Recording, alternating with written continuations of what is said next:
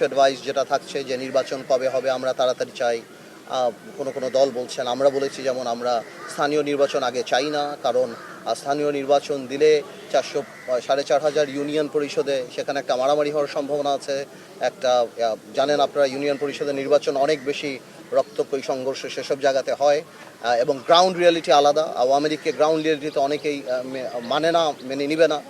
তো এই সন্ত্রাস যাতে কোনোভাবেও না হয় এবং স্থিতিশীল জানি থাকে এবং কোনো ধরনের কোনো সংস্কারই জানি জাতীয় নির্বাচনকে বিলম্বিত না করে। আমাদের তরফ থেকে বলেছি, অনেকে বলেছে, অনেক রাজনৈতিক দল আবার চেয়েছে যে স্থানীয় নির্বাচনটা আগে হলে ভালো হবে, বা এভাবেই করে আলাপ চলছে। 6 মাস পরে সব রাজনৈতিক দলের সাথে বসলো।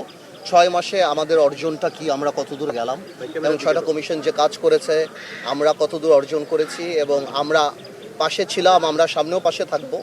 এবং এই যে আবার রিইউনাইট করাটা, যে এই যে মানে এত বড় একটা আত্মত্যাগ 6 মাস আগে, এতগুলি ছাত্র জনতার যে আত্মত্যাগ, সেটা জানি কোনোভাবেও নষ্ট না হয়।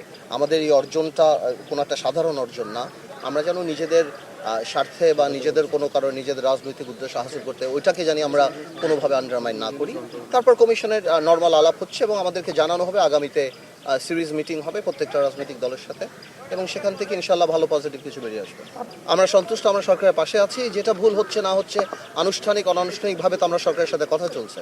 তা আমি মনে করি না বাংলাদেশে কখনো এরকম একটা সরকার আসছে যেখানে সকল রাজনৈতিক দল সবাই মিলে এই সরকারের পাশে দাঁড়িয়েছে, আন্তর্জাতিক মহল দাঁড়িয়েছে, জাতিসংঘ দাঁড়িয়েছে, সবাই।